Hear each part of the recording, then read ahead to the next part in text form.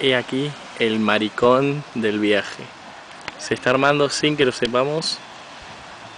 Un círculo para fogata. Un círculo para fogón.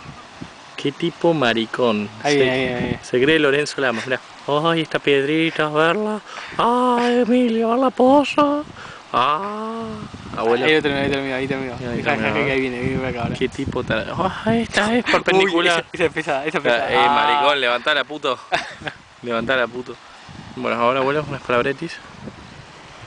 No se lo ve, está muy... Ahí está, ahí se dio cuenta que estamos filmando. Ahí está, a ver. Qué tipo tonto, por Dios. Vos, chao. Lo apago porque... A ver. Y ahora hace todo trabando abdominales. Porque sabe que... Ajá, y qué colita. Sabe que tiene un pijo de burro.